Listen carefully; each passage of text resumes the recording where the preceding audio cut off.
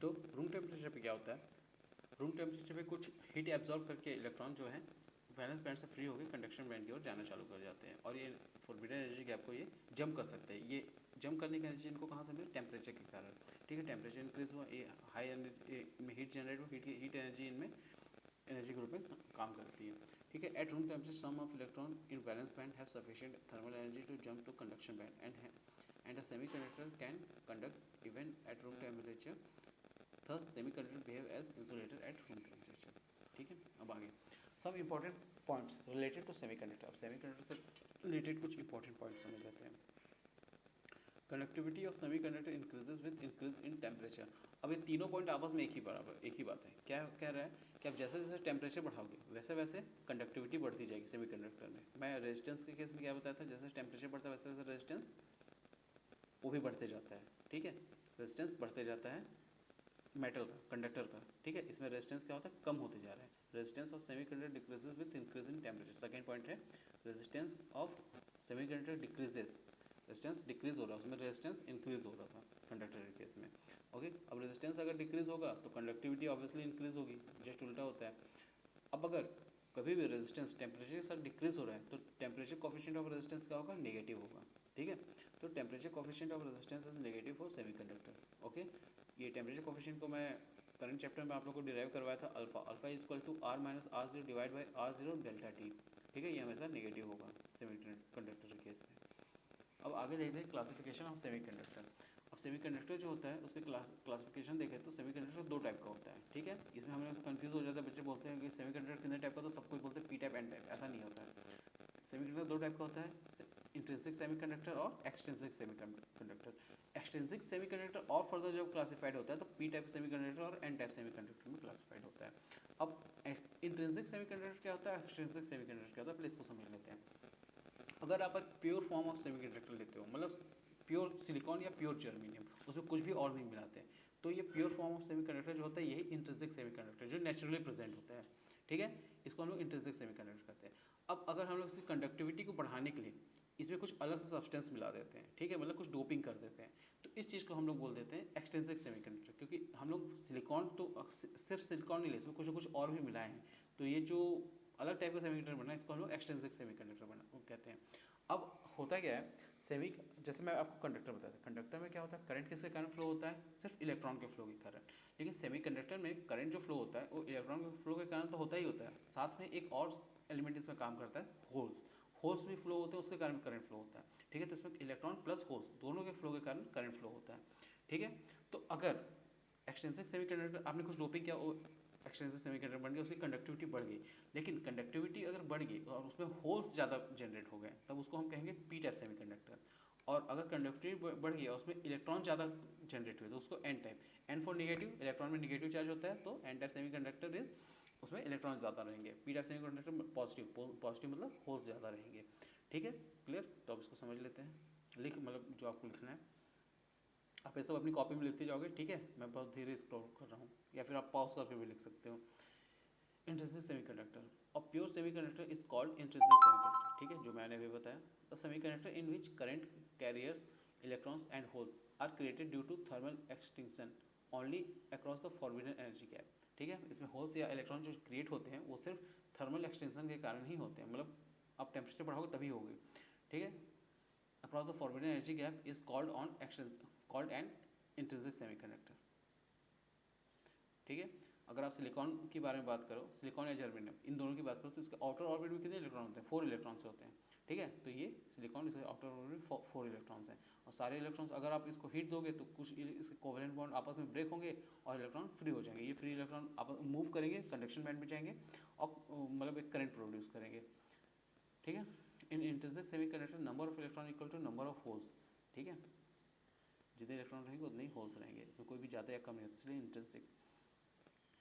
Intrinsic semiconductor is perfectly neutral.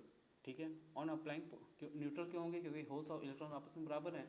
ठीक है, तो जितना नेगेटिव उतना पॉजिटिव, तो ये बराबर हो जाते हैं। On applying potential difference to intrinsic semiconductor motion of both electron and holes rises to electric current in same direction only. ठीक है, अब होता क्या है, मैं तो आप लोगों को बताया था, इलेक्ट्रॉन जिस डायरेक्शन में फ्लो करेगा उसके अपोजिट डायरेक्शन में करंट फ्लो होगी। ठीक है, और होल्स जिस डायरेक्शन में फ्लो करेगा उसके सेम डायरेक्शन में करंट फ्लो होगी, इसको ध्यान रखना। इलेक्ट्रॉन के केस में अपोजिट और होल्स के केस में सेम। तो अगर मान लो, एक मिनट, ओके, अगर कहीं पे इलेक्ट्रॉन इस डायरेक्शन में फ्लो कर रही है, ओके, होल्स इस डायरेक्शन में फ्लो कर रही है, ठीक है, तो करंट किधर फ्लो होगा? एक तो इलेक्ट्रॉन जिस डायरेक्शन में फ्लो कर रही है करंट उसका अपोजिट डायरेक्शन में, मतलब इस डायरेक्शन में फ्लो होगी। होल्स जिस डायरेक्शन में फ्लो हो रही है उसके सेम डायरेक्शन में फ्लो होती है, तो करंट इस डायरेक्शन में फ्लो होगी, तो करंट डबल हो गया एक तरह से, ठीक है। तो इस तरह से होता है कि करंट जो है इलेक्ट्रॉन का अपोजिट और होल्स के सेम डायरेक्शन में, करंट जो है I H plus I E, holes current और इलेक्ट्रॉन दोनों के कारण फ्लो होती है, ठीक है। That is written here I is equal to I E plus I H.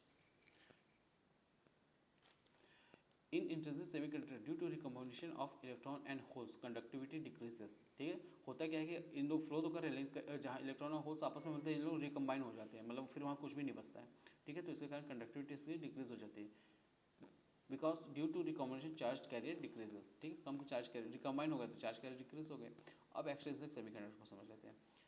Conductivity is considerable increase by adding some impurity element to pure semiconductor. अब pure semiconductor में उसकी कंडक्टिविटी थोड़ी कम है, उसको बढ़ाने के लिए हम क्या कर देते हैं, कुछ सब्सटेंस कुछ इम्प्योरिटी को ऐड कर देते हैं, ठीक है। इस इम्प्योरिटी को ऐड करने का प्रोसेस जो होता है इसी को हम लोग डोपिंग कहते हैं। डोपिंग कई बार एग्जाम में पूछता है, इसको याद रखिएगा, ठीक है। आगे इसका एग्जाम्पल लिखा हुआ होगा, लेकिन डोपिंग क्या होता है आप लोग याद रखिएगा, ठीक है।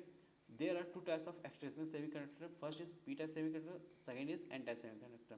What is P type semiconductor? When suitable trivalent impurity is added to pure germanium or silicon crystal, we get extrinsic semiconductor known as p-type semiconductor। अब अगर आप सिलिकॉन लिए, ठीक है, सिलिकॉन के आउटर ऑर्बिट में कितने इलेक्ट्रॉन है? 4 इलेक्ट्रॉन है। अब आप ट्राईवैलेंट एलिमेंट जैसे कि एल्यूमिनियम को आप मान लो उसके साथ डोपिंग कर दिए, ठीक है। अब डोपिंग करते हैं तो ऐसा नहीं कि जितने आप सिलिकॉन लिए उतने ही डोपिंग आप एल्यूमिनियम का भी करते हैं, बहुत ही कम अमाउंट में। ये होता है 1:10⁶, मतलब 10⁶ सिलिकॉन एटम में एक एटम रहेगा डोपिंग का, मतलब एल्यूमिनियम का एक एटम डालोगे इतने में आप, ठीक है। इस तरह से डोपिंग होती है। तो होगा क्या कि जब आप ये डोपिंग करते हो तो एल्यूमिनियम के आउटर ऑर्बिट में कितने इलेक्ट्रॉन है? 3 इलेक्ट्रॉन है। सिलिकॉन में कितने? 4। तो एल्यूमिनियम क्या करेगा, इसमें से एक इलेक्ट्रॉन अपनी ओर खींचेगा, ठीक है, ये एक्सेप्ट करने की कोशिश करेगा इलेक्ट्रॉन। तो सिलिकॉन में एक इलेक्ट्रॉन निकल गया, ठीक है, तो एक वैकेंसी क्रिएट हुई, इसी को हम होल बोलते हैं, ठीक है। तो ये जो इस कारण से जो होल क्रिएट होता है, होल्स अब और ज़्यादा क्रिएट होते हैं, पूरे सेमीकंडक्टर में होल्स क्रिएट हो जाएंगे। तो होल्स के कारण क्रिएट होने के कारण जो सेमीकंडक्टर बनेगा उसको पी टाइप सेमीकंडक्टर बोलेंगे। और ऐसा ही क्या होगा अगर हम लोग पेंटावैलेंट, मान लो हम लोग फास्फोरस मिला देते हैं सेमीकंडक्टर में, तो फिर सेमीकंडक्टर के आउटर सिलिकॉन के आउटर में कितने इलेक्ट्रॉन? 4 इलेक्ट्रॉन। फास्फोरस के आउटर में कितने इलेक्ट्रॉन? 5 इलेक्ट्रॉन, मतलब एक इलेक्ट्रॉन एक्स्ट्रा बन गया, ठीक है। अब ये इलेक्ट्रॉन क्या है, हर जगह मूव होते जाएगा, ये फ्री हो गया, मतलब अब ये फ्री मूव हो सकता है पूरे सब्सटेंस में, ठीक है। आप इसके अक्रॉस वोल्टेज अप्लाई करो, ये मूव होगा, फ्री इलेक्ट्रॉन रहेगा। तो इस कारण से इसमें ज़्यादा नंबर में क्या हो गया, इलेक्ट्रॉन्स हो गए, तो इसको हम लोग एन टाइप सेमीकंडक्टर कहते हैं, बस वही लिखा हुआ है। When a suitable trivalent impurity is added to pure germanium or silicon crystal, we get extrinsic semiconductor known as p-type semiconductor. The doped having valency plus 3, it means element whose each atom has 3 valence electron is called trivalent impurity. इसके example trivalent impurity के indium, gallium, aluminium, ठीक है। Third group के element जो भी है उसको आप समझ लेना केमिस्ट्री से, ठीक है। अब इसमें नंबर ऑफ होल्स ज़्यादा होंगे नंबर ऑफ इलेक्ट्रॉन से। इसमें जो करंट फ्लो होगी आई ई प्लस आई एच के कारण करंट फ्लो, तो इलेक्ट्रॉन के कारण करंट बहुत कम होगी, तो टोटल करंट जो हो आई एच के कारण ही अप्रॉक्स आई एच के बराबर होगी, ठीक है, पी टाइप सेमीकंडक्टर में। और जस्ट इसका एन टाइप सेमीकंडक्टर में सब चीज़ का उल्टा हो जाएगा। In P type semiconductor majority charge carriers are hole and minority charge carriers are electron. Majority charge carrier holes रहेंगे और माइनॉरिटी चार्ज कैरियर इलेक्ट्रॉन्स रहेंगे, ठीक है। सब अपने कॉपी में आप लोग लिख के जाना है, ओके। ये इसका रिप्रेजेंटेशन है पी टाइप सेमीकंडक्टर का। ये जो निगेटिव है वो सारे इलेक्ट्रॉन और जो डॉट डॉट बने वो होल्स हैं, ठीक है। In this semiconductor impurity atom is known as acceptor. क्यों एक्सेप्टर है? क्योंकि जो सिलिकॉन के होल्स हैं, ये सिलिकॉन के इलेक्ट्रॉन्स हैं, उनको एक्सेप्ट कर रहे हैं, इसलिए एक्सेप्टर। अगर ये डोनेट करते, जैसे अगर फास्फोरस मिलाते तो उसके पास एक्स्ट्रा इलेक्ट्रॉन होता, वो डोनेट करता तो वो डोनर, ठीक है। ये बहुत इंपॉर्टेंट है, एक्सेप्टर याद रखना, acceptor ion because it has deficiency of one electron. This type of semiconductor is known as P type semiconductor because in this majority charge carriers are hole, ठीक है, मेजॉरिटी चार्ज कैरियर होल्स होते हैं, इसलिए इसको P type semiconductor बोलते हैं, which are positive.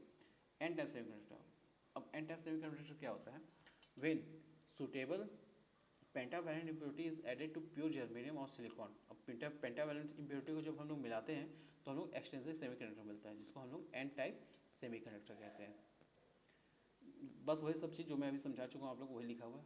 The doped having +5 it means element whose each atom has 5 valence electron is called pentavalent impurity, ठीक है, जिसके आउटर ऑर्बिट में 5 इलेक्ट्रॉन्स रहेंगे उसी को हम लोग पेंटावैलेंट इम्प्योरिटी बोलेंगे, ठीक है। फिफ्थ ग्रुप के एलिमेंट जो भी हो जाएंगे आर्सेनिक, फास्फोरस, ये सब, नाइट्रोजन को छोड़ दो, आर्सेनिक फास्फोरस के नीचे का सारी चीज़ें, ठीक है।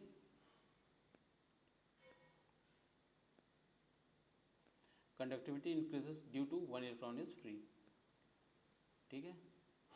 The ratio of impurity atom to semiconductor atom is about 1:10⁶, ठीक है। इम्प्योरिटी एटम और सेमीकंडक्टर एटम के बीच का रेशियो मैंने आप लोग को बता दिया था। अगर सेमीकंडक्टर का एटम 10⁶ है तो उसमें एक इम्प्योरिटी एटम को हम लोग मिलाते हैं। It means that atom of impurity is add in 1 million silicon atom. In this semiconductor number of electron is greater than number of hole, इसमें नंबर ऑफ इलेक्ट्रॉन जो है ज़्यादा होते हैं नंबर ऑफ होल से, ठीक है। बी एन टाइप है तो जाहिर सी बात है इलेक्ट्रॉन ही ज़्यादा होगा, तो जो करंट ज़्यादा फ्लो होगा वो किसके कारण ज़्यादा फ्लो होगा, इलेक्ट्रॉन करंट सब ज़्यादा होगा, इसलिए होल करंट हम लोग अप्रॉक्स 0 मान के total current is equal to approx equal to I E कर देते हैं,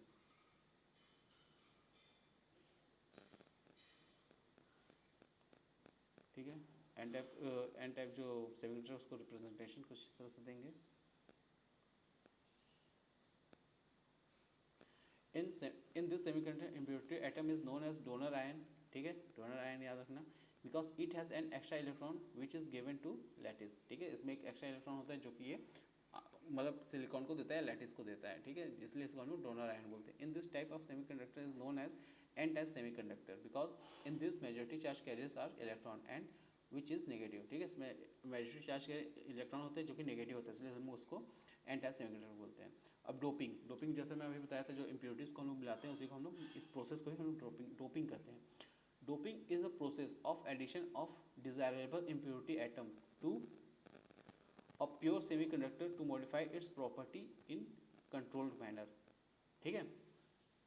तो आप लोग डिजायर्ड इम्प्योरिटी जो एटम में मिलाते हो प्योर सेमीकंडक्टर में, जाकर इसकी कंडक्टिविटी को आप बढ़ा सको, इसी चीज़ को हम डोपिंग कहते हैं, ठीक है। इसको हम कॉपी में लिख लेंगे।